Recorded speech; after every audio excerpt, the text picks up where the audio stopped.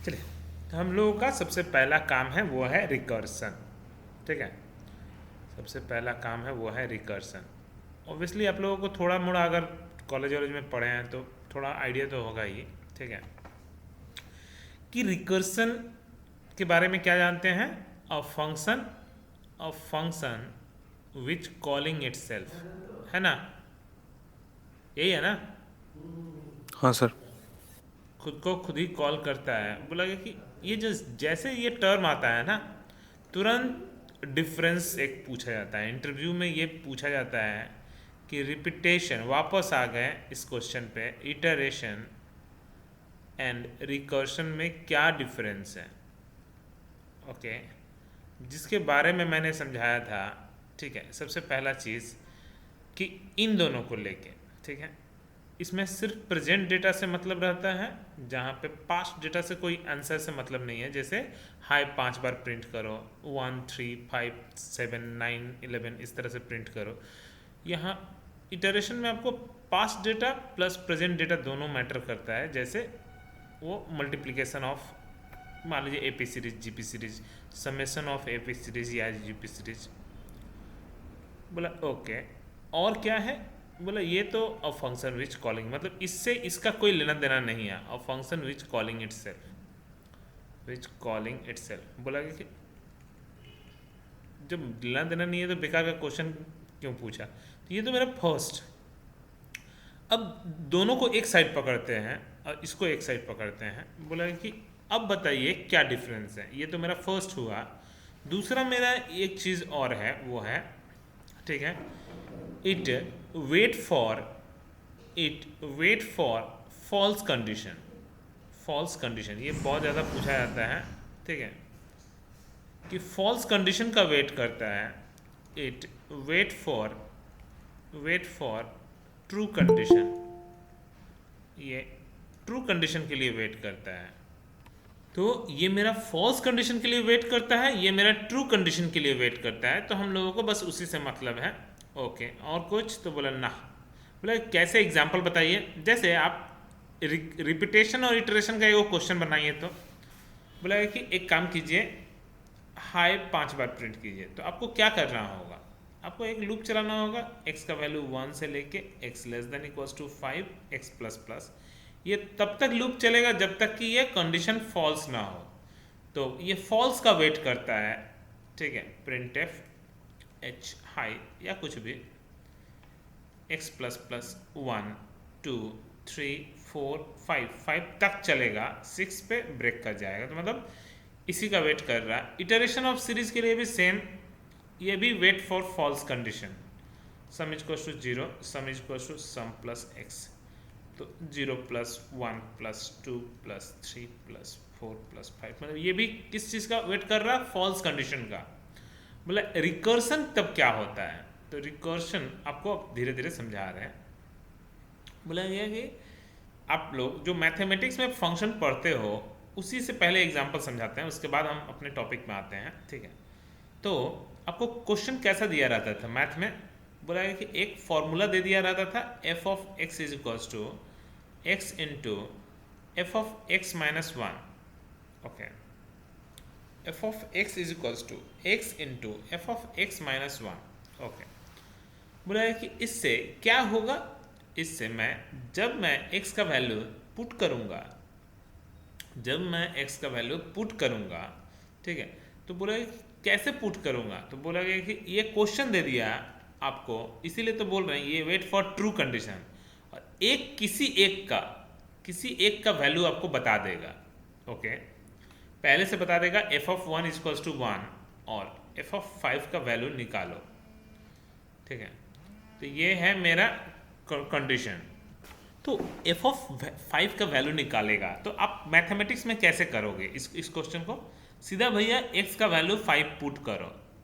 F of 5 is equals to 5 into f of 4। क्या value पता है? तो नहीं है, तो 4 पता करो। 4 is equals to 4 into f of कितना? 3। 3 is equals to 3 into f of 2। F of 2 is equals to 2 into f of 1 बहुत इजी है, देखिएगा। अब मुझे पहली बार पता है तो ये जैसे ऊपर से नीचे आया था, अब देखिए उल्टा। अब पहली बार वेट फॉर ट्रू कंडीशन, अब पहली बार पुट होगा, ये वैल्यू यहाँ पे पुट होगा क्योंकि ये एफ ऑफ टू का वैल्यू है। 3 इंटू 2 इंटू 1, ये वैल्यू यहाँ पे पुट होगा 4 इंटू 3 इंटू 2 इंटू 1, बोला गया कि okay. And 5 into 4 into 3 into 2 into 1। तो बहुत ही इंटरेस्टिंग है, लेकिन एक बार ऊपर से नीचे आता है, उसके बाद नीचे से ऊपर जाता है जब उसको ट्रू कंडीशन मिल जाता है तो, ठीक है। बोला कि अच्छा ये चीज़ हुआ। अब इसको थोड़ा सा एक एग्जांपल बना कर दिखाइए। सबसे पहला क्वेश्चन है, ठीक है, सबसे पहला क्वेश्चन है वो है कि write a program to find factorial of a number, कोई भी नंबर का यूजिंग रिकर्सन। रिकर्सन से कैसे बनाएंगे, क्वेश्चन यही है, रिकर्सन से कैसे बनाएंगे। पहले तो नॉर्मल बनाने नहीं आता था, अभी रिकर्सन कहाँ से आ गया है, वो नया चीज़। तो अब आप लोगों को देखते हैं। वॉइड मेन में मैंने क्या किया, यूज़र से इनपुट ले लिया, कौन से नंबर का फैक्टोरियल निकालना है, तो inter number, okay, number input किया। स्कैन एफ %d एम्परसेंड किस चीज़ का, तो बोला n नाम का वेरिएबल में इनपुट लेंगे। चलो तो इंट n, ये भी सही है। अब आते हैं और कुछ, तो बोला ना, अब मैं एक फंक्शन बना रहा हूँ, एक फंक्शन बनाने वाला हूँ, ठीक है, जहाँ पे मैं n को पास करा दूंगा और जो उधर से रिटर्न आएगा उसको मुझे एक अलग से वेरिएबल में, ताकि मुझे रिजल्ट पता चले, लेकिन रिकर्सन के थ्रू। ध्यान से, रिटर्न टाइप तो हम बस यूं ही डाले हैं, प्रिंट एफ %d कॉमा देके n1, देखते जाइए, एंड लास्ट में गेट ch। यहाँ तक किसी को आई थिंक प्रॉब्लम नहीं हुआ होगा।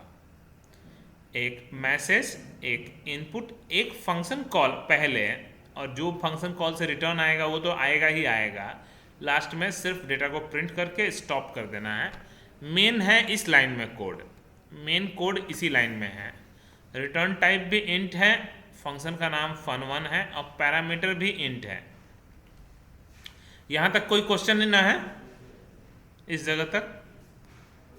ये डिक्लेरेशन कैसे लिखें? No sir. Okay okay okay, ठीक। अब आते हैं क्या, उसका फंक्शन थोड़ा सा अब नीचे लिखेंगे चाहे पास में लिखेंगे, एक ही बात है, हम पास में ही लिखते हैं ना। इंट fun1 इंट, बोला कि आप जानबूझ के n में ही स्टोर कीजिए। बोला इससे क्या फ़ायदा होता है कि आपको समझ में आता है, अच्छा n भेजा गया था, n ही है, ठीक है। अब कोडिंग, मैंने क्या बोला, कोडिंग को कैसे करते हैं, जो अभी मैंने मैथमेटिक्स में समझाया कि आपको निकालना है f(5) का वैल्यू, फॉर्मूला आपको पता है, f(1) का वैल्यू गिवन है, तो मैंने जो गिवन है वो पहले कोड लिखा जाता है, क्योंकि ये भी देखिए फैक्टोरियल का ही प्रोग्राम है एक्चुअली में देखा जाए तो। 5 इंटू 4 इंटू 3 इंटू 2 इंटू 1, तो मतलब मुझे अगर n का वैल्यू 1 होता तो, अभी तो फिलहाल 1 नहीं है, अगर होता तो रिटर्न 1, बस इसी का वैल्यू पता है कि f(1) का वैल्यू पता है। यही जो मैथमेटिक्स में सिखाया हूँ वही चीज़ है ये। f(1) का वैल्यू पता है 1, ठीक है, आपको निकालना है, लेकिन n में कितना आ रहा है, 5 का वैल्यू, तो एल्स हो गया, कोड शुरू हो गया। अब बताएं रिकर्सन कैसे चलाते हैं, देखते जाइए। रिकर्सन के लिए मुझे क्या चाहिए, तो रिकर्सन के लिए मुझे चाहिए कि एक वेरिएबल, ठीक है, एक वेरिएबल मान लीजिए, लेट सपोज m या कुछ भी, ठीक है, m n n2 s2, तो s, चलिए s, मुझे क्या लेना देना, कुछ भी यहाँ पे लिखिए, s इज इक्वल्स टू, ध्यान से एकदम नज़र एकदम यहीं पे रखिएगा, n into fun1 of n-1। देखिए कोड कितना अच्छा है, f of x is equals to x into f of x minus one, वही वाला कोड है ये, ठीक है। तो बोला गया s is equals to n into fun one of n minus one, and last में जब पूरा आंसर निकल जाएगा तो रिटर्न एस। बोला सच में काम करेगा या झूठ मूठ काम, कोडिंग लिख दिया हो गया। एन का वैल्यू पहली बार कितना है 5, क्या 1 है तो नहीं है, 5 इंटू ये खुद को खुद ही कॉल कर रहा, देखते जाइए ये यहीं से कहाँ चला जाएगा, यहाँ पे फिर से। अब कितना होगा n माइनस वन मतलब 4, तो 4 इंटू फॉर्मूला तो लिखा ही हुआ है, तो fun one of again 3, again n का वैल्यू 3, तो कितना होगा 3 इंटू ऑटोमेटिकली वो काम करते जाएगा fun one of 2, fun one of 2 is equals to 2 into fun one of 1। जब मेरा फन वन ऑफ 1 जाएगा तो n का वैल्यू उसको 1 मिलेगा, तब उसको रिटर्न करेगा 1, मतलब अब कॉल नहीं होगा कम से कम, और जो भी रिटर्न आया उसको प्रिंट कर देगा, तो मैंने रिटर्न कर देगा, प्रिंट नहीं करेगा रिटर्न कर देगा। ये रिटर्न कहाँ पे जाएगा, ये वाला जो रिटर्न करेगा वो जहाँ से कॉल किया हुआ है वहाँ पे जाएगा। तो मतलब n1 का वैल्यू 5 इंटू 4 इंटू 3 इंटू 2 का पूरा कैलकुलेशन हो के आएगा। तो आई थिंक बहुत ही ईजी है, बस सिंपल क्या मैं बोल रहा हूँ, आपको फॉर्मूला पता रहना चाहिए। जब फॉर्मूला पता रहेगा, ठीक है, तो आप आसानी से निकाल सकते हो, ठीक है। बोला कि एक दो एग्जाम्पल और भी, चलो ये तो मेरा फर्स्ट एग्जाम्पल। दूसरा एक सर्चिंग, देखिए ध्यान से, सर्चिंग में बोला भी था कि सर्चिंग आपको बहुत ही इंपॉर्टेंट है, ऑलरेडी हम एरे में पढ़ा चुके हैं, बट आप लोगों ने कैसा वाला सर्चिंग पढ़ा था, ये वाला सर्चिंग जिसको हम लोग नाम ऐसे नाम से नहीं पढ़ाए थे, लेकिन लीनियर सर्च जिसको हम बोलते हैं। ये कब यूज करते हैं, जब आपका डेटा अनसॉर्टेड हो, मतलब 37 के बाद 12, 12 के बाद 17 या कुछ भी 43 और 19 कुछ भी घुमा फिरा के, मतलब कहना चाहता है अनसॉर्टेड एरे, अनसॉर्टेड एरे, ठीक है। तो आपको अगर कोई चीज़ सर्च करने के लिए बोल दिया गया, मान लीजिए 42 है या नहीं है, तो सबसे पहले 0 से चेक होगा, 1 से चेक होगा, 2 से चेक होगा, 3 से चेक होगा, 4 से चेक होगा, नहीं मिलेगा तब बोलेगा नॉट फाउंड। लेकिन 43 0 से चेक होगा, 1 से चेक होगा, 2 से मिल गया, जैसे उसको डेटा मिल गया वहीं पे आपको ब्रेक करके दिखा देगा फाउंड। तो मतलब दैट मीन्स ये एक तरीका है। लेकिन दूसरा तरीका जैसे फ़ोन वाला सिस्टम होता है, फ़ोन में आप नोटिस किए हो क्या, मान लीजिए आपके फर्स्ट फ्रेंड का नाम है सूरज, ठीक है, SU, ठीक है, सुप्रकाश, देखिए ध्यान से, सूरज, सुप्रकाश, आर के पहले P आता है तो ये ऑटोमेटिकली ऊपर आ जाएगा। अनुराग तीसरा फ्रेंड है तो क्या हुआ, वो और ऊपर आ जाएंगे। समझ में आया चीज़, क्योंकि फ़ोन वाला जो सिस्टम है वो ऑटो सॉर्टेड एरे, समझ में आया ना। तो ये काफ़ी इंटरेस्टिंग चीज़ है कि कंपनी में क्या होता है, डेटा ऑलरेडी सॉर्टेड में कन्वर्ट होते जाता है, तो इसको हम लोग बोलते हैं बाइनरी सर्चिंग। बाइनरी सर्चिंग कब करते हैं, जब आपको पहले से सॉर्टेड एरे में है डेटा। बाइनरी कब करते हैं, बाइनरी सर्च, जब आपको यही सेम को एरे दिया हुआ है लेकिन थोड़ा सॉर्टेड एरे में, सेम ही एरे दिया हुआ है 19,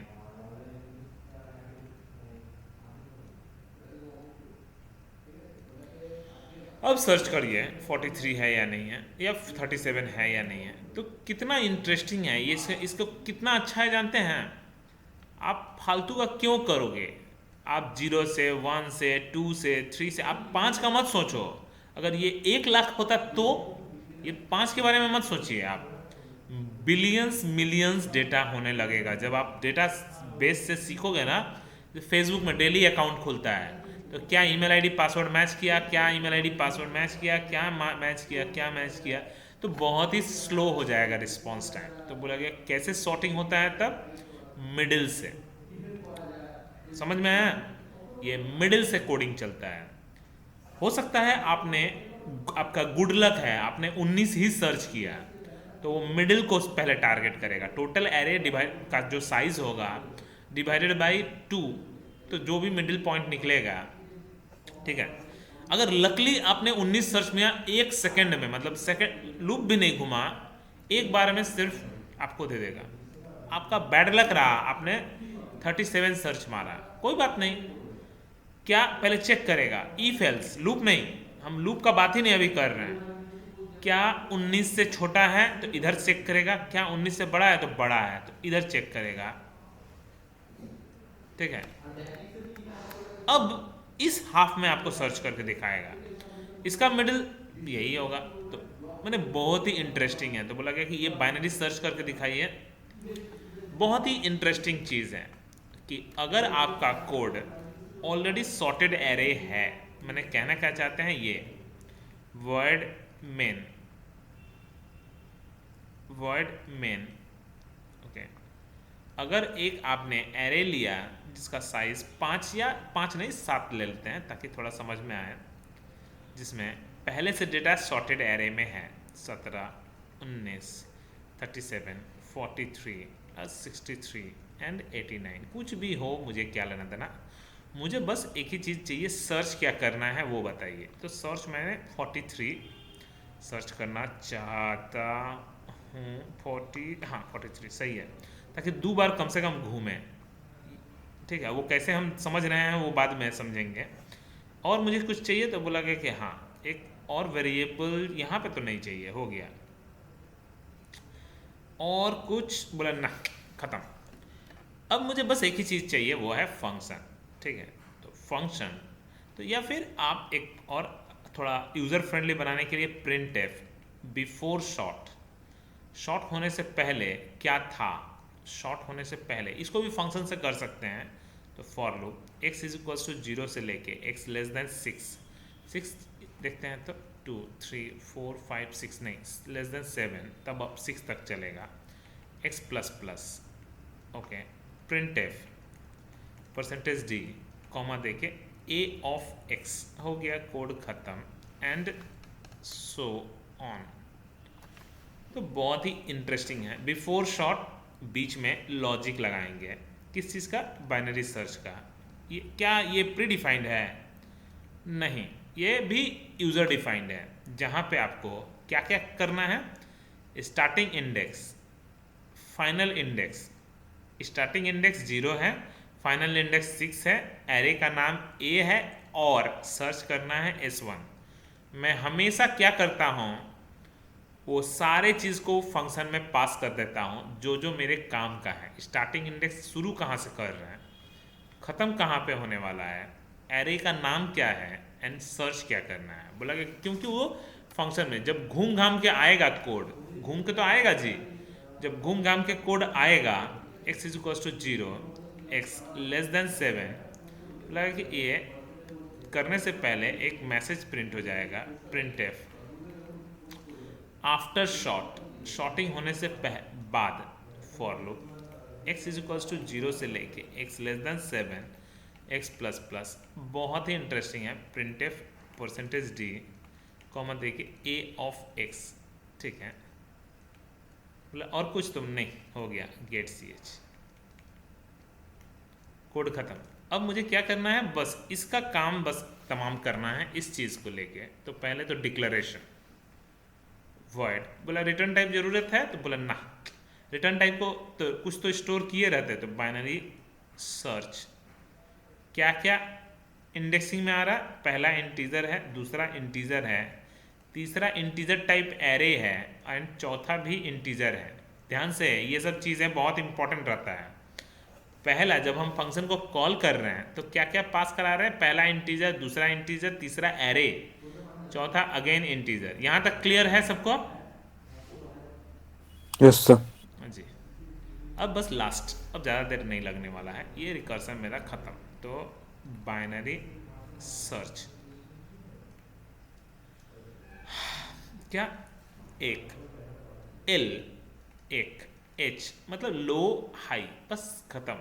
एक एरे का नाम जानबूझ के सेम ही रखिए, इससे क्या होगा कि आप फंसने का चांस ही नहीं रहेगा आपका फंसने का चांस ही नहीं रहेगा। और S1 को भी सेम ही रखिए ताकि आपको फंसने का सही में चांस ना रहे। हो तो गया मेरा कोड ख़त्म, ठीक है। बोलेगा कि मुझे बस यहीं पे टोटली खेल है, तो एक काम करते हैं, इसको लेके हम करें, या फिर एगो ग्लोबल वेरिएबल ले लें या फिर लोकल वेरिएबल ले, क्या करें? बोला ग्लोबल वेरिएबल लीजिए, ग्लोबल वेरिएबल लेके रख लीजिए। बोला कि किस लिए? फ्लैग बिट के लिए, ताकि मेरा ये फ्लैग बिट किस लिए काम आएगा अब दिखाते हैं। ग्लोबल वेरिएबल क्यों लिया? क्योंकि मैंने उसको पैरामीटर में पास नहीं कराया है।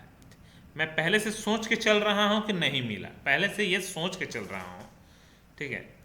तो फिर से वापस पहले क्या हम बोले कि सर्च क्या करना है, तो आपको इफ़, अगर, ध्यान से अब पिक्चर वाइज, क्योंकि आपको समझते भी रहना है, ये 7 गो है, छोटा छोटा ही सही, लेकिन 3 4 5 6 7, 1 2 3 4 5 6 7, हाँ सही है। कुछ भी डेटा मुझे क्या मतलब है? सबसे पहला जो चीज़ है वो है 0 1 2 3 4 5 6। क्या लेफ्ट कहाँ पे है? 0 पे। हाई लो कहाँ पे है? 0 पे। हाई कहाँ पे है? 6 पे। मिड कहाँ पे निकलेगा? 3 पे। कैसे समझ में आया? तो बोला गया क्या लेफ्ट का वैल्यू हाई से, माने लो का वैल्यू हाई से छोटा है? तो हाँ, ऑब्वियसली लो हाई से छोटा है, तो हाँ। तो क्या करना है मुझे? एक मिड वैल्यू निकालना है। तो मिड वैल्यू निकालना है is equals to low plus high divided by 2। तो मतलब कितना निकला? 0 + 6 डिवाइडेड बाई 2 मतलब 3। सही है? यहाँ तक क्लियर हुआ? हाफ निकाले, हाफ में क्या था? थर्ड पोजीशन पे क्या है डेटा? थर्ड पोजीशन पे मेरा डेटा क्या है जी? थर्ड पोजीशन पे 37 है, मैंने सर्च किया है 43। थर्ड पोजीशन पे 37 है और मैंने सर्च किया है 43। क्या बराबर है? देखते हैं।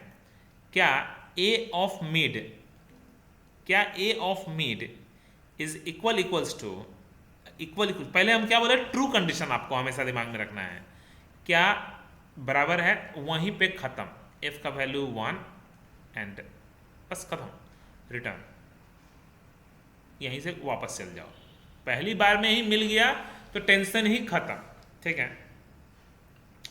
तो बहुत ही इजी है, ठीक है। ओ हो, ये क्या किए हम? ये तो मैसेज मेरा बेकार है, ये सॉर्टिंग का मैसेज लिख दिए हैं, ठीक है। यहाँ पे मुझे क्या चाहिए? ये चाहिए ही नहीं था, ये तो सॉर्टिंग का लिख दिए, ये भी चाहिए नहीं, मुझे चाहिए था सर्चिंग का कोड, ठीक है। मेरे दिमाग में यही था, सॉर्टिंग शायद, ठीक है। कोई बात नहीं, मुझे बस यही दिमाग में रखना है। जब आएगा तो यहाँ पे मुझे कोड क्या लिखना है?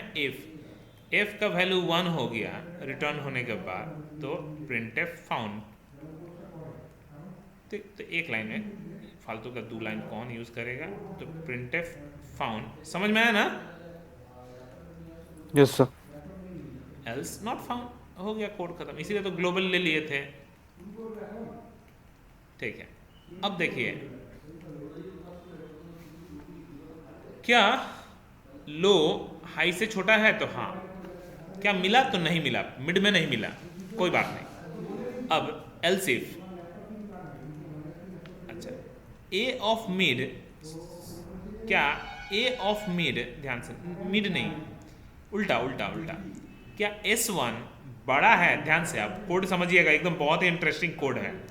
क्या S1 बड़ा है ए ऑफ मिड से? तो हाँ, तो ये कोड ना, तो ये कोड या तो बराबर होगा, या तो छोटा होगा, या तो बड़ा होगा, तो एल्स ये कोड। तो बस कोड में आपको सोचना है कोडिंग क्या लिखेंगे, बस हो गया। तो क्या ए ऑफ, देखिए ध्यान से, क्या 37 से बड़ा है? तो हाँ, तो वापस इसी फंक्शन को फिर से मुझे बाइनरी सर्च को फिर से कॉल करना है, लेकिन इस बार इंडेक्सिंग थोड़ा चेंज हो जाएगा। क्या? लो इंडेक्स हो जाएगा, क्योंकि इस हाफ तो खत्म करना है, इधर तो चेक ही नहीं करना है। मतलब सोचिए 1 लाख डेटा होगा तो 50,000 पहले ही फिल्टर हो जाएगा, 50,000 पहले से कट जाएगा। अब बच गया जो 50,000 रुपये, 50,000 वो सिर्फ मेरे काम का है। तो कितना अच्छा है, तो मिड प्लस 1 मेरा स्टार्टिंग इंडेक्स हो जाएगा, हाई अभी भी सेम रहेगा, हाई हमेशा सेम रहेगा, ठीक है, हाई हमेशा सेम रहेगा, मतलब हमेशा मतलब कि इस हाफ के लिए, ठीक है, एरे वही रहेगा, सर्च भी वही रहेगा। कितना अच्छा लग रहा है, ये समझ में आया ना कैसे हाफ करते हैं? रिकर्शन चल रहा है, ये रिकर्शन आपके काम को इतना आसान करने वाला है ना, बिना लूप के। ये इफ का कमाल है पूरा। अभी तक देखिए लूप कहाँ चलाए हैं हम, ये रिकर्शन से पूरा चल रहा है, ठीक है, ओके। बोला कि नहीं तो क्या करना है, फिर से अगर छोटा होता तो हो सकता है मैंने 19 सर्च मारा एग्जाम्पल, तो क्या छोटा है, तो अगर हाँ तो फिर से बाइनरी सर्च को कॉल करेंगे, ठीक है, इसको पहले हटाते हैं, फिर से बाइनरी सर्च को, लो ही रहेगा, हाई मिड -1 हो जाएगा, जो मिड था उससे एक कम हो जाएगा हाई, क्योंकि वो मिड को छोड़ के बाद बाकियों को चेक करेगा सिर्फ, ठीक है।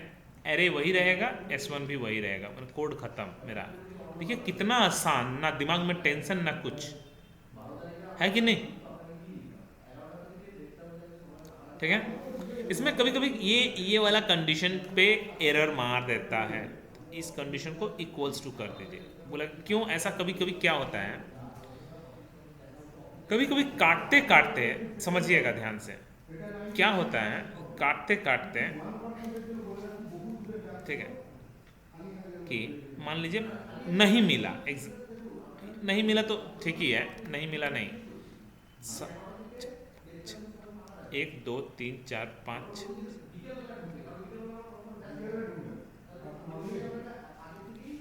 ठीक है, तो 12 17 19 37 43 63 एंड कितना 89। अब मान लीजिए मैंने 19 सर्च मारा, तो क्या होगा, पहली बार मिड कौन होगा, ये, हाफ कौन हुआ, ये, अगेन मिड कौन हुआ, ये, तो ये पहला मिड हुआ, ये दूसरा मिड हुआ, क्या मैच किया, ध्यान से, अब नज़र एकदम यहीं पे रखिएगा। तो अब क्या दिक्कत होता है, लो भी यही, क्योंकि एक ही एलिमेंट बच ही गया है, ये तो हो चुका है, लो भी यही, हाई भी यही, मिड भी यही, लेकिन अगर 19 ही सर्च मार दिए तो डेटा नहीं मिलता है। तो ये ध्यान रखिएगा, इक्वल्स टू लगाना मस्ट है, ठीक है, इक्वल्स टू लगाना मस्ट है, जब काटते काटते काटते काटते एक ही एलिमेंट बच जाता है और सच में वही सर्च किए हैं तो, ठीक है। तो ये काफ़ी इंटरेस्टिंग कोड है और बहुत मज़ेदार भी है। तो रिकर्सन यहीं पे जाके ख़त्म, रिकर्सन में और कुछ नहीं। रिकर्सन आपको क्या सिखाता है, रिकर्सन आपको सिखाता है एक ही काम को, देखिए एक ही फंक्शन को मैं कैसे रीयूज़ करूँ, यही चीज़ सिखाता है रिकर्सन, ठीक है। तो आसान लगा ना, कम से कम देखिए लीनियर से ज़्यादा इजी है। और टाइम कम्प्लेक्सिटी, इसका टाइम कम्प्लेक्सिटी एक बार देखिए तो, मान लीजिए 1 लाख होता एग्जाम्पल, सीधा भैया एक बार में 50, दूसरी बार में 25,000, तीसरी बार में, और लूप भी नहीं, तीसरी बार में मैंने एक्चुअली मैं 3 ही बार घूमा, तीसरी बार में 12,500, 4 बार में एकदम सीधा देखिए जितना भी होगा, ठीक है। तो कितना आसान कर दिया, सिर्फ 4 बार कंडीशन चेक किया, लूप नहीं है, नहीं तो आपको लीनियर में 1 लाख बार सर्च होता। समझ में आया ना? तो काम बहुत ही इजी कर दिया और टाइम कम्प्लेक्सिटी बहुत ज़्यादा घट गया। तो कोडिंग में यही सब इम्पोर्टेंट रखता है, लास्ट में कोड को कैसे ऑप्टिमाइज करें। आई थिंक ये समझ में आ गया इतना दूर सबको? Yes sir. जी। अब मेरा एक चीज़ और सुनिए, अब मेरा एक ही चीज़ होने वाला है, वो है प्रॉब्लम क्या है। अगर मैं बात करूं प्रॉब्लम, अभी तक का प्रॉब्लम कहाँ पे है, प्रॉब्लम है भी या नहीं है, या फिर है तो क्या है। तो प्रॉब्लम इन किस में, एरे, स्ट्रिंग, पॉइंटर, ये तीनों चीज़ मेरे काम का था, तीनों ही सच में काम का है। तो हमने बोला था एरे में तो सबसे बड़ा प्रॉब्लम है वो है कि साइज़ का झमेला है, कि साइज़ का झमेला है कि अगर 3 एलिमेंट डालें तो मेमोरी वेस्ट, कम डालें तो ओवरफ्लो का एरर। अब क्या करें, या तो साइज़ मत लो, तो साइज़ नहीं लोगे तो गिनने का झमेला, और यूज़र से डायनामिक इनपुट नहीं ले सकते हो तो ठीक है, चलो ठीक है। लेकिन एरे का अच्छा चीज़ क्या है कि इसमें तीनों डेटा टाइप सपोर्ट करता है, तीनों डेटा टाइप सपोर्ट करता है, मतलब इंटीजर, फ्लोट, कैरेक्टर, सब कुछ, ठीक है। अच्छा, character A5,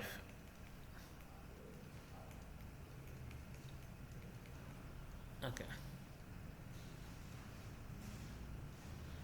okay, integer, float, character, ये तीनों चीज़ का तीनों चीज़, ओके। अब आते हैं क्या हम लोगों का, सब कुछ तो ठीक है, इंटीजर, फ्लोट, कैरेक्टर, ओके। अब मेरा ज़रूरत है किस चीज़ का, स्ट्रिंग का। बोला कि कैरेक्टर में एक प्रॉब्लम था, ये सिंगल कोट, इसका सोल्यूशन कौन निकाल दिया, स्ट्रिंग। स्ट्रिंग में क्या खास बात है, बस डबल कोट। और एक और चीज़ है कि नल कैरेक्टर लास्ट में खुद से ऐड हो जाने के कारण थोड़ा लूप चलाना आसान हो जाता है। x is equals to 0, a of x जब तक कि नॉट इक्वल्स टू नल, ठीक है। ये नल नहीं भी सपोर्ट किया तो क्या हुआ, /0 तो सपोर्ट करेगा ही करेगा, x प्लस प्लस एकदम, ठीक है। बट इसका खराबी क्या है, एक खाली कैरेक्टर के लिए सोल्यूशन निकला, इंटीजर और फ्लोट के लिए नहीं निकला। इसका सोल्यूशन क्या निकला, तो मेरा पॉइंटर में मेरा सब कुछ का झमेला खत्म हो चुका है। सुनिएगा ध्यान से। अब क्वेश्चन ये है कि क्या हम सच में पॉइंटर पढ़ के, पॉइंटर का अच्छाई बोलिए या खराबी बोलिए, इंटीजर टाइप पॉइंटर सिर्फ इंटीजर का एड्रेस रख सकता है, फ्लोट टाइप पॉइंटर सिर्फ फ्लोट वेरिएबल का एड्रेस रख सकता है, फ्लोट इंटीजर का नहीं रख सकता, ठीक है। तो बट यही है खास बात कि ये सबके लिए सॉल्यूशन बना के निकल गया। लेकिन प्रॉब्लम कहाँ पे इसमें भी है, क्या प्रॉब्लम है, देखते हैं क्या इसमें प्रॉब्लम है। तो बोला गया हाँ, प्रॉब्लम बस एक ही है, वो है सिमिलर डेटा टाइप। तीनों में प्रॉब्लम है, बस एक ही चीज़, सिमिलर डेटा टाइप। अब क्वेश्चन ये है कि इसको बोला कि क्यों बने, प्रॉब्लम एक्चुअली में है क्या। जब आप AICTE का रजिस्ट्रेशन फॉर्म जैसा कोई वेबसाइट या फिर बैंक का सॉफ्टवेयर या कुछ भी, एक छोटा सा एग्जांपल लेके चलते हैं, सैलरी मैनेजमेंट सिस्टम। अगर मैं सैलरी मैनेजमेंट सिस्टम एक बनाता हूँ, ठीक है, मैनेजमेंट का सॉफ्टवेयर बनाता हूँ, देखते हैं तो हम लोग जितना दूर तक अभी तक पढ़े हैं वो बना भी पाते हैं या हिलेगा भी कि हिलेगा नहीं, देख लेते हैं। सैलरी मैनेजमेंट के लिए क्या क्या इंपॉर्टेंट है, एम्प्लॉय का नाम, तो बहुत सारे एम्प्लॉय का नाम सेम हो जाएगा तो झमेला में आ जाएंगे हम। तो एम्प्लॉय का आईडी कोई 001 लिखता है, कोई कंपनी का नाम लिख के AICTE 001 ऐसा कुछ नाम लिख के नंबरिंग करता है एम्प्लॉय आईडी। तो आपकी मर्जी आप कैसे करोगे, 2 3 4, अच्छा ठीक है। एम्प्लॉय का बेसिक सैलरी क्या है, मान लीजिए 10,000, ठीक है। ये कितने दिन का वर्किंग डे, 22 दिन का। अगर इस मंथ में वर्किंग डे है, हर मंथ में 22 दिन वर्किंग डे नहीं होता, जैसे दुर्गा पूजा में छुट्टी चलते रहता है खाली, ठीक है। तो 22 दिन अगर वर्किंग डे वो काम करता है तो उसके पर डे वाइज सैलरी कितना हुआ, उसने लीव कितना लिया है, वो भी लीव लिया है तो कैसा है, कैजुअल लीव, सिक लीव या फिर ऐसे छुट्टी लिया है तो लीव कितना दिन लिया है, तो उसका इस मंथ का सैलरी क्या होगा। तो सैलरी क्या होगा, मान लीजिए कैसे निकलेगा, तो सिंपल है भैया, इतना डिवाइडेड बाय इतना इनटू ये तीनों को फॉर्मूला। तो ये तो हुआ कि 6 दिन का सैलरी कितना हुआ, तो कटेगा कितना टोटल, तो इतना माइनस ये वाला फॉर्मूला। तो ऐसे निकल के इस मंथ का वो सैलरी निकल गया। तो यहाँ पे आपको क्या क्या सीखने को मिला, यहाँ पे आपको सीखने को मिला कि आपको एक ही सॉफ्टवेयर में इंटीजर, फ्लोट, कैरेक्टर, स्ट्रिंग सबसे खेलना है, मतलब अकेला कुछ नहीं। सिमिलर डेटा टाइप पढ़ के कुछ आप अच्छा काम नहीं कर सकते, बहुत अच्छा प्रोजेक्ट नहीं बना सकते, समझ में आया ना। तो आपको मिनिमम सीखना होगा डिसिमिलर डेटा टाइप। मतलब अभी तक हम लोग जो पढ़े, ऐसा नहीं कि खराब है, बट उससे हम प्रोजेक्ट नहीं बना सकते। कमी तो समझ में आ गया। ये स्ट्रिंग टाइप, किसी का नाम, उसमें भी एगो प्रॉब्लम है, किसी का नाम अरुण रहेगा, किसी का नाम अरुण कुमार रहेगा, किसी का अरुण कुमार शर्मा रहेगा, नाम कितना बड़ा होगा किसी को पता ही नहीं है। तो सबसे बेस्ट है कैरेक्टर टाइप पॉइंटर, ठीक है। तो मेरा झमेला नहीं रहा नाम में, तब आपका डायनामिक साइज ये भी पकड़ लेगा। ठीक, क्लियर? ये चीज़ समझ में आया? Yes sir. जी। Yes sir. हाँ, तो अब मुझे पढ़ना क्या है, तो इसके लिए हम लोग को पढ़ना है स्ट्रक्चर। स्ट्रक्चर बहुत इंटरेस्टिंग टॉपिक है। मतलब व्हाट इज स्ट्रक्चर, पहले तो स्ट्रक्चर होता क्या है। स्ट्रक्चर देखिए, हम क्या बोले, किसी भी कंपनी का, चाहे वो AICTE का हम पकड़ के चले या फिर जिसका भी पकड़ के चले, ठीक है, वेट, किसी भी कंपनी का कोई रजिस्ट्रेशन फॉर्म हो या कुछ भी हो, ठीक है, ये बहुत ही हैंग कर रहा, ठीक है। तो स्ट्रक्चर में पहले सुनिए मुझे क्या है, तो बोला कि सबसे पहला तो ये यूज़र डिफाइंड डेटा टाइप है। यूज़र डिफाइंड डेटा टाइप, बोला ये क्या होता है नया चीज़, ठीक है। तो पहला तो रुक गई है, ये यूज़ किसके लिए किया जाता है, सबसे पहले तो collection of dissimilar data type, collection of dissimilar data type, dissimilar data type, okay. सबसे पहला collection of dissimilar data type, पहला। दूसरा कि और क्या है, collection of dissimilar data type के संग ये it is also used for, ठीक है, क्या चीज़ है, यूज़र डिफाइंड डेटा टाइप। बोला ये क्या नया चीज़ है, डिफाइंड डेटा टाइप। आपको थोड़ा सा समझाते हैं। DS जब स्टार्ट होगा तो यहीं से स्टार्ट ही लेगा, पूरा स्ट्रक्चर से ही, डेटा स्ट्रक्चर में यहीं से मेन स्टार्ट होता है, ताकि आपको एप्लीकेशन समझ में आए, ठीक है। तो चलो एक काम करते हैं हम लोग, स्ट्रक्चर बोला कैसे लिखते हैं, बोला बहुत ही इजी है। स्ट्रक्ट एक कीवर्ड है, स्ट्रक्ट एक कीवर्ड है जिससे हम स्ट्रक्चर को डिफाइन करते हैं। स्ट्रक्चर का नाम कुछ भी रख सकते हैं, लेकिन काम वाइज नाम रखिएगा तो ज़्यादा अच्छा लगेगा, जैसे AICTE या कुछ भी, आप आपकी मर्जी क्या नाम देना चाहते हो, ठीक है। जहाँ से जहाँ तक स्ट्रक्चर लिखाएगा उसके बाद उसको सेमी कॉलन। वैसे स्ट्रक्चर लिखते कहाँ पे है, #include conio.h, #include stereo.h, और वॉइड मेन के हमेशा ऊपर, ध्यान रहे, तो ऊपर लिखने से क्या कोड वहाँ से शुरू हो जाएगा, कोड अभी भी मेन फंक्शन से ही शुरू होगा। मतलब ऊपर लिख देने का मतलब ये नहीं है कि यहाँ से कोड स्टार्ट लेगा, ठीक है। बोला स्ट्रक्चर का नाम। अब आते हैं क्या कि हम बनाए किस लिए हैं, तो मेरी मर्जी, हमको तीन चार डेटा मेरा इंटीजर टाइप लेना है, तो 3-4 डेटा इंटीजर टाइप, एक डेटा फ्लोट टाइप। मैं अभी एग्जांपल बता रहा हूँ, मान लीजिए एक ही डेटा कैरेक्टर टाइप, कोई बात नहीं।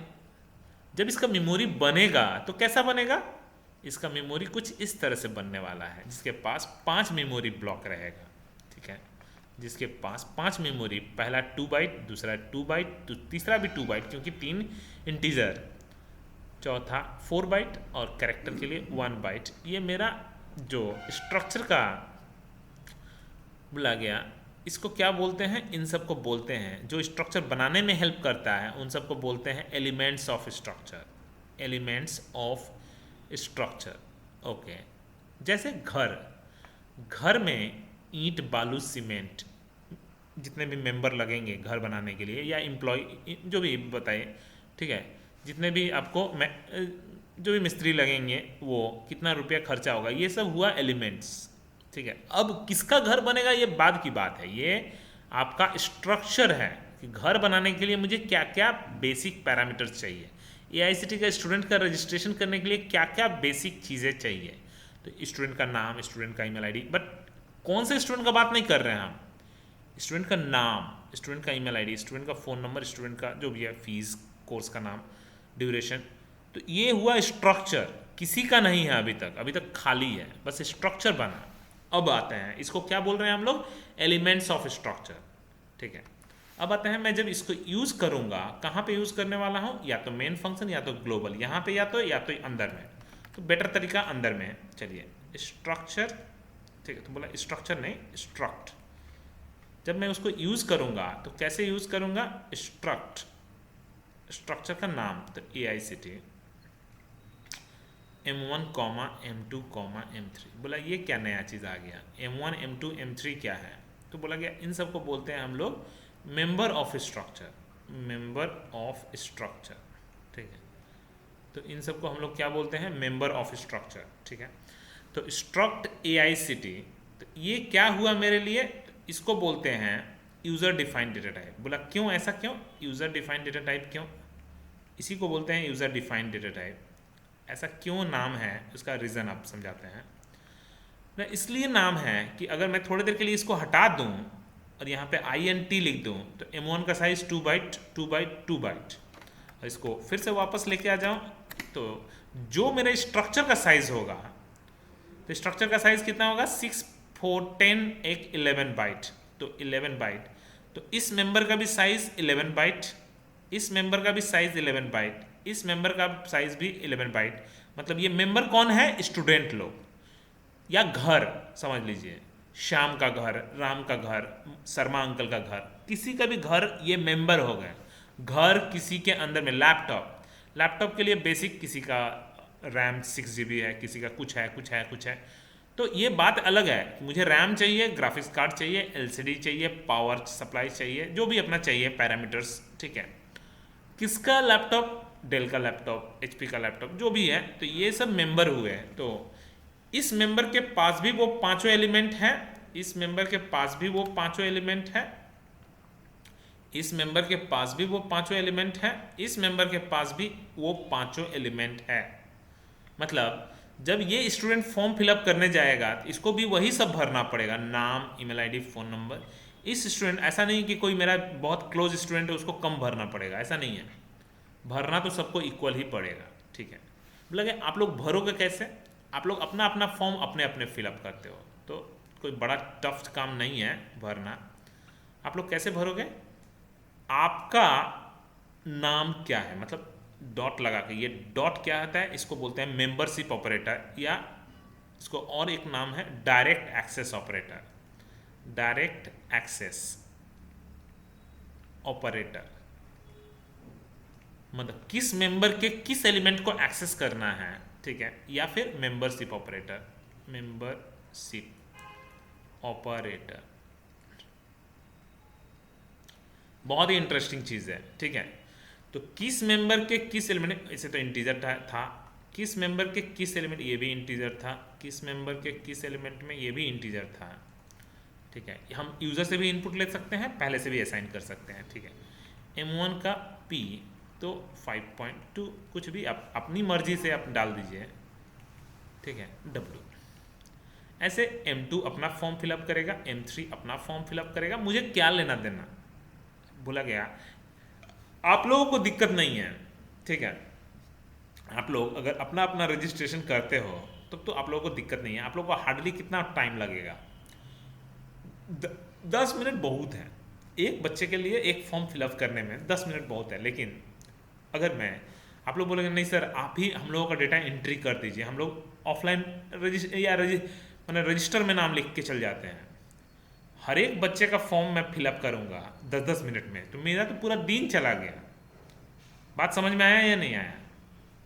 आप लोग अकेला अकेला फॉर्म फिलअप करोगे तो कितना समय बचता है, और मेरा कितना समय जाएगा, बहुत ज़्यादा समय जाएगा।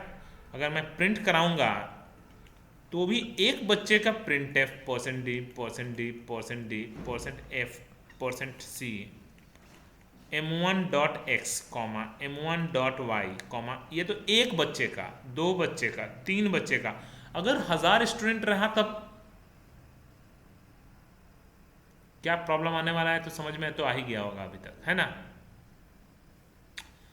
आ गया ना ये प्रॉब्लम क्या आने वाला है। आप लोग जब भर रहे हो तब आप लोग को दिक्कत इतना महसूस हो रहा है, स्कैनएफ करो या जैसे भी करो, तो मुझे कितना दिक्कत होगा जब मैं डेटा रीड करूंगा, है ना।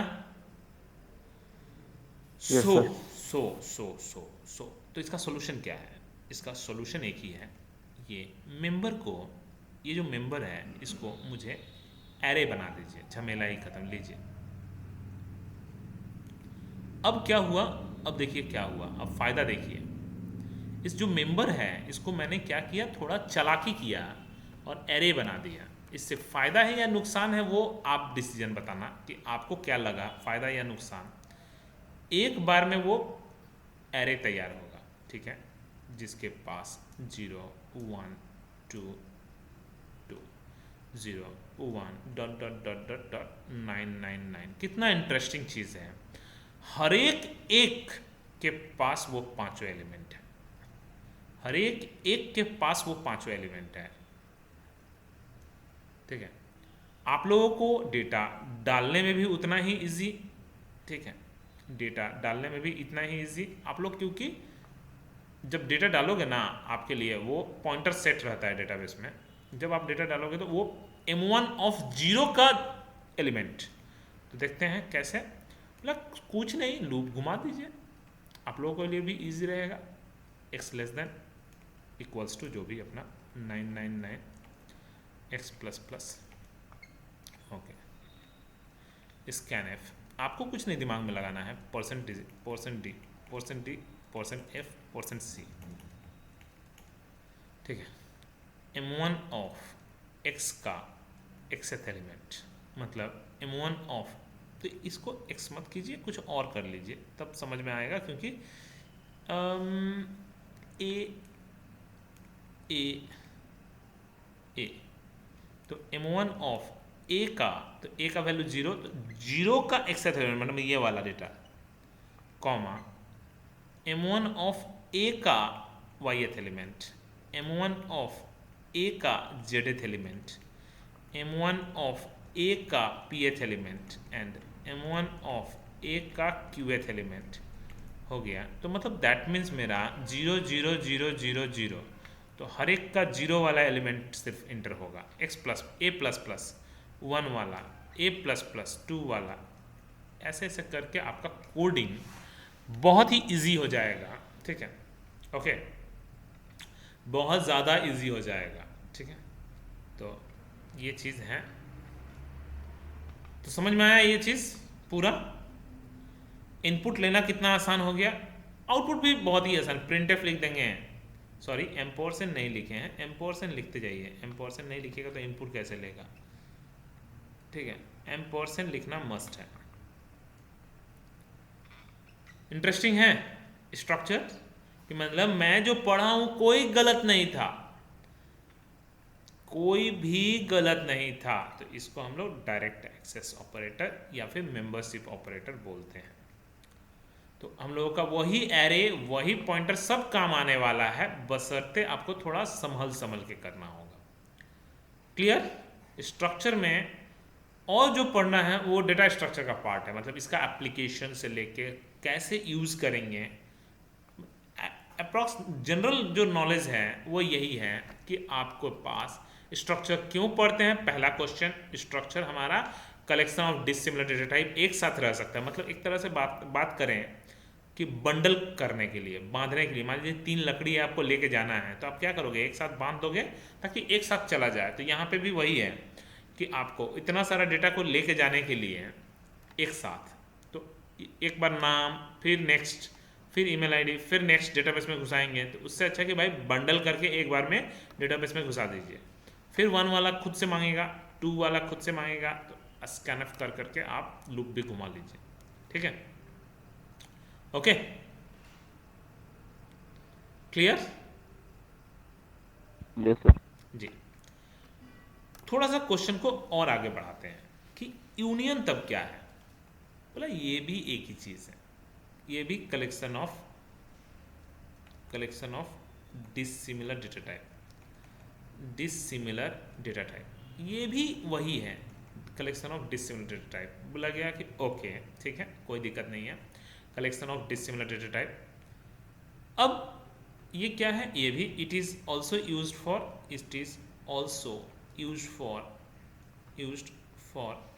ठीक है, it is also used for user defined data type.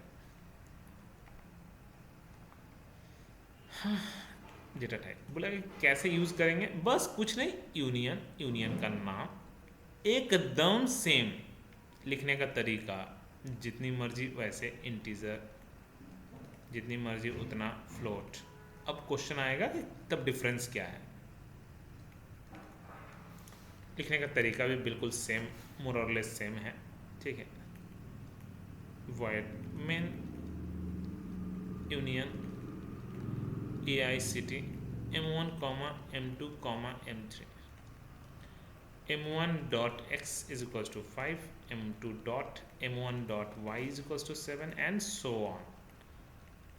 ठीक है, मतलब चीज़ें लगभग एक ही है। ठीक है, यूनियन भी एक ही चीज़ है। तो बोला गया कि फट से क्वेश्चन बच्चा लोग, इसलिए यूनियन में उतना समय ज़्यादा जाता नहीं है। ठीक है, क्वेश्चन फटक से आ जाएगा। ये बहुत मेन क्वेश्चन भी है सी का, difference between structure and union. Difference between structure and union. आप लोगों को पता है क्या सुप्रकाश? नहीं सर। सूरज लोग नहीं सर। नहीं पता है। ओके, बोला कि सबसे बड़ा चीज़ है। ठीक है, पहला क्वेश्चन। ठीक है, ईच मेंबर, एलिमेंट का बात नहीं कर रहे हैं हम, each member having its own, या फिर इट्स ओन बोलना सही नहीं है, having different memory address. Memory address मतलब कहना क्या चाहते हैं कि अगर मैं एक स्ट्रक्चर यूज़ किया जो अभी मैं बताया था वही वाला, चलिए m1, m2, m3, पहले वाला जो एकदम शुरू में समझा रहे थे, तो मैंने क्या बोला, अगर इसका पास भी पांचों एलिमेंट है, इसके पास भी वो पांचों एलिमेंट है, इसके पास भी वो पांचों एलिमेंट है, और 11 बाइट 11 बाइट 11 बाइट।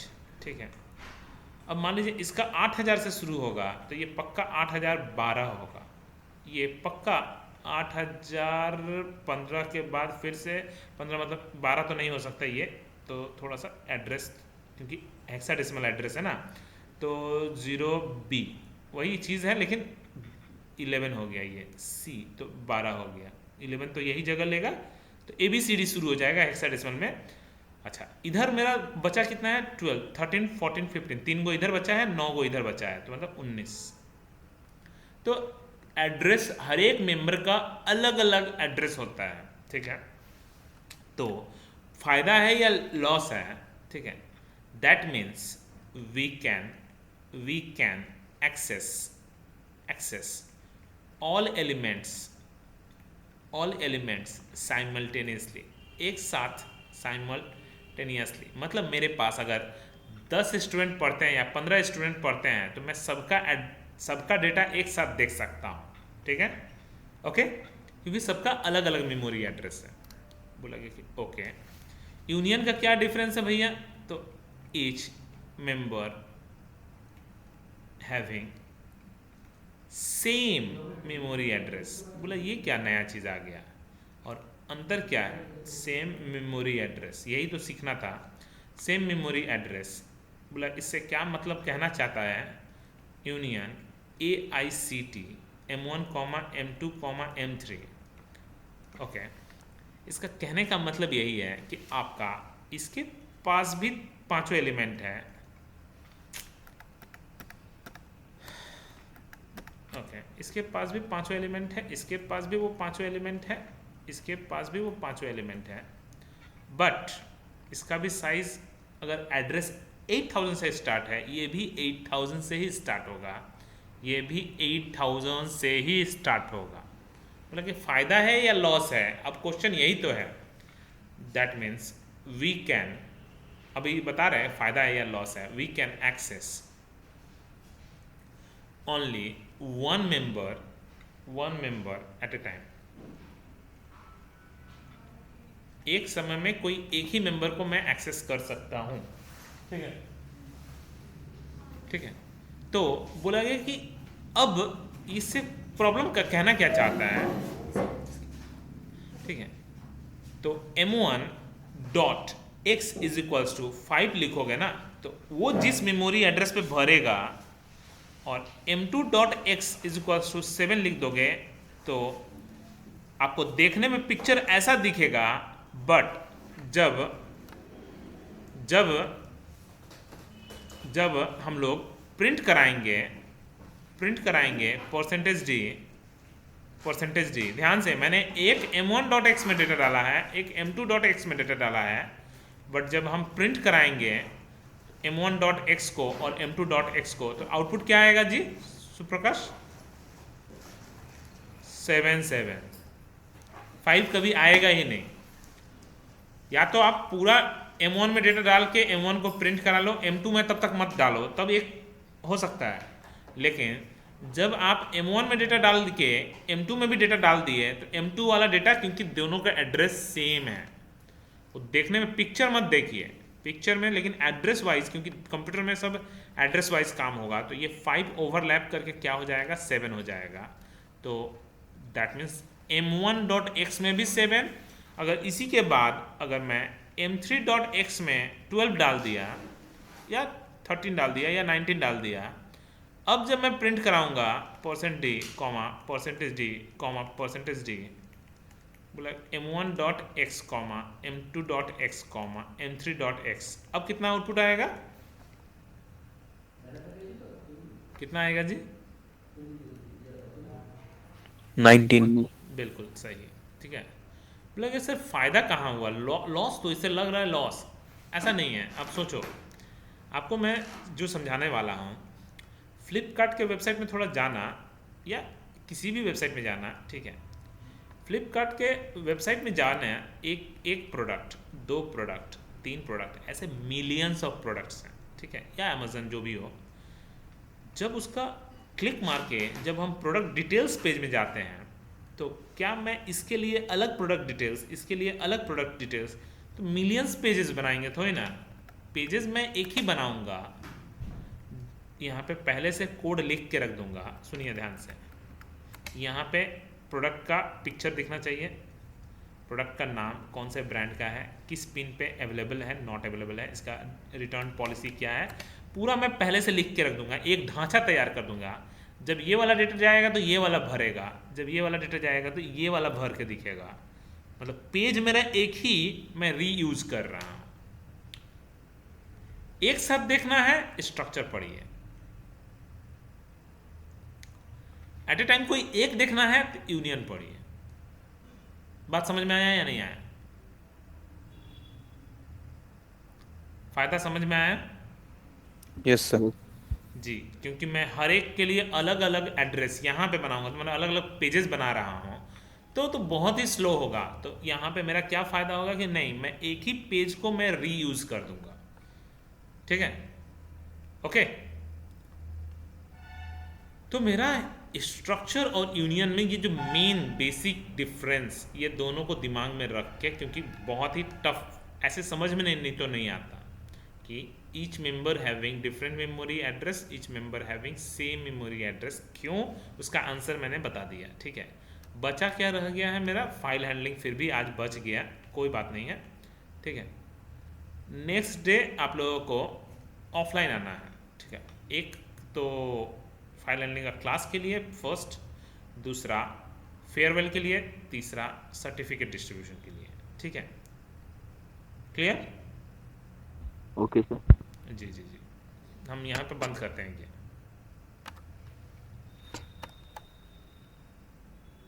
ये भगवान रिकॉर्डिंग नहीं हुआ।